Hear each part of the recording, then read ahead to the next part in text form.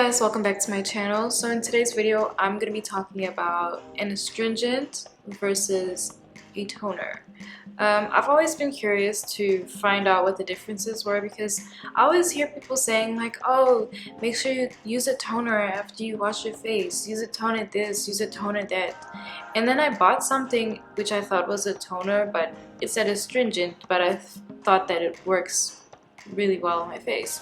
So then I went ahead and I decided to do some research and see like what the difference is between the two. I'm using this website called healthline.com, and it basically lays out like what the astringent is versus a toner, what skin types work best with which and whatnot. So if I'm looking down, which I will be looking down, it's just because I'm reading off of this, and again, if you are wanting to just like read it for yourself, I'm leaving the link in the description box.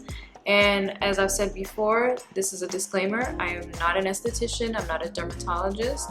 I'm just like you. I'm on here, I'm sharing information based on my own research about skincare, because I do get a lot of questions about skincare that I oftentimes find that I don't know how to answer.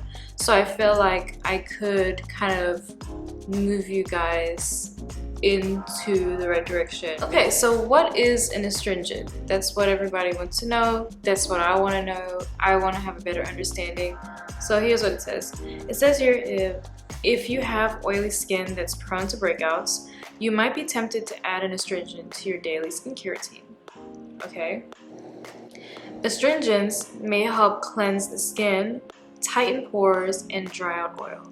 That has definitely been my experience with this astringent I use, and I will get into what I use in a minute after I relay all this information out to you guys.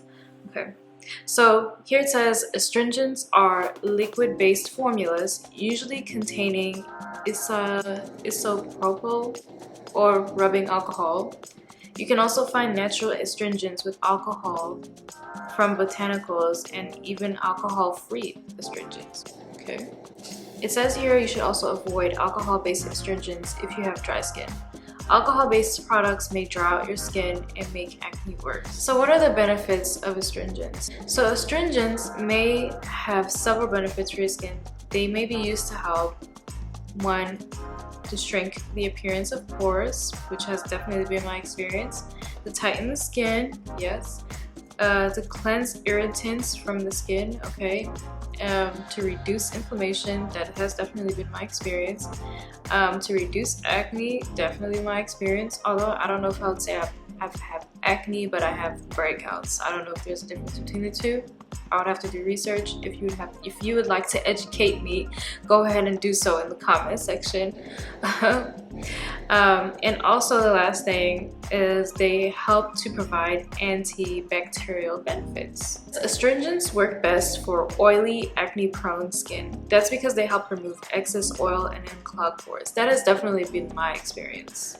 So what are the side effects? Okay, so here it says astringents can be very drying for the skin. Avoid alcohol-based and chemical-based astringents if you have dry or sensitive skin. If you have acne and dry skin, an astringent may further irritate breakouts, leading to peeling and additional redness. Okay. Also, avoid alcohol-based astringents if you have eczema or rosacea. Instead, try a hydrating toner or oil-free moisturizer. Or ask a dermatologist for recommendations. They may be able to prescribe a more effective treatment. If you have oily skin and are going to use an alcohol-based astringent, consider spot treating only the oily parts of your skin. This can help prevent irritation. It says always follow up astringents with sunscreen, which I do. I always follow up my astringent application with a moisturizer which has sunscreen or SPF in it. This will help protect your skin from sun damage, which definitely has been my experience. I've noticed that when I don't, like if I use a lotion on my face that doesn't have SPF in it, my skin tone kind of becomes a little like less even, if that makes sense. I feel like my face gets a little bit darker than the rest of my body, which I don't like that. I like everything to be like one color, so I always make sure that I use a moisturizer with SPF in it every day, no matter what. A toner is similar to an astringent. It's also a liquid-based, usually water, formula used to remove irritants from the skin surface and even out skin tone. While astringents are typically used for oily, acne-prone skin, toners, however, can be used on more skin types, including sensitive, dry, and combination skin. So it's funny because I always thought that I have combination skin, but then when I think about it, when I don't use my astringent, my face gets super oily, I feel like my pores get clogged, like it's just out of control. But I guess I always felt like it's in control because I do use the astringent, which is funny. Some common ingredients in toners include salicylic acid, lactic acid, glycerin, glycolic acid, hyaluronic acid, rose water, and witch hazel. Astringents for oily skin may contain alcohol, witch hazel, citric acid, and salicylic acid. So the funny thing is, like, the astringent I use has alcohol in it, it has witch hazel in it, and it has salicylic acid. I'm not sure if it has citric acid. Let me see if it has it in here. I do not see citric acid in it. If you're not sure about whether or not you should use a toner or an astringent, you need to talk to your dermatologist. They can basically recommend products containing ingredients that are safe for you to use. Yeah. How do you use an astringent? How do you use a toner? So an astringent is typically applied after cleansing. It can be drying, so only use it once a day, either in the morning or in the evening. So I use my astringent after washing my face in the morning. I don't use it at night. If you have extremely oily skin, you can apply astringent in the morning and evening after a few days of once a day use. So it's kind of like building up your use. Use it for like once a day, you know, for a few days, and then if you feel like you need to use it more, then that's when they would recommend that you use it twice a day. Follow these steps when applying the astringent. Okay, so number 1, make sure you wash your face, cleanse it, and dry it completely. Pour a small drop of astringent onto a cotton pad. Using a dabbing motion, apply the astringent to your face, spot treating on oily areas if desired. You don't need to rinse or wash off the astringent after you use it.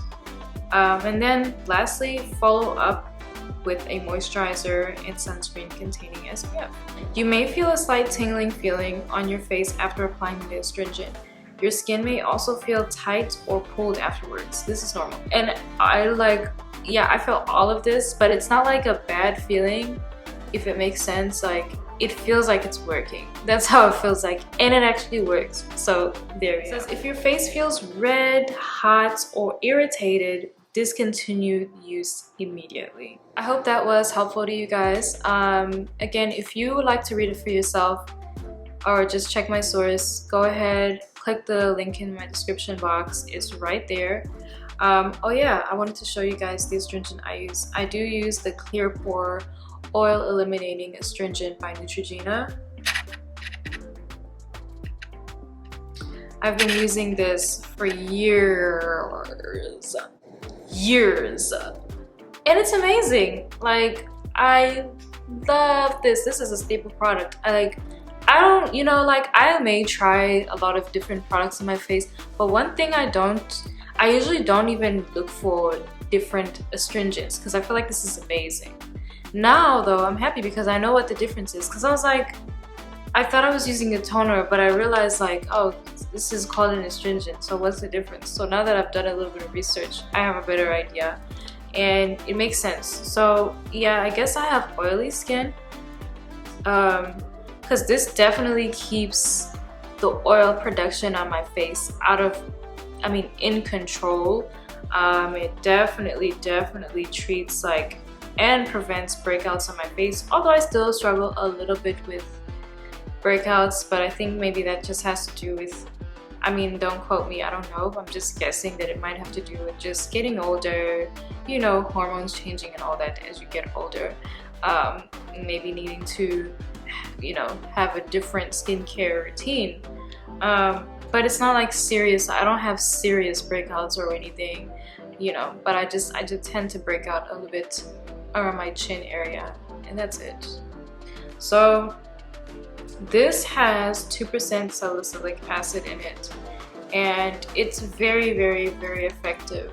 If you would like to try using an astringent, if you feel like you have oily skin and you have the problems that were mentioned in that article, definitely check this out.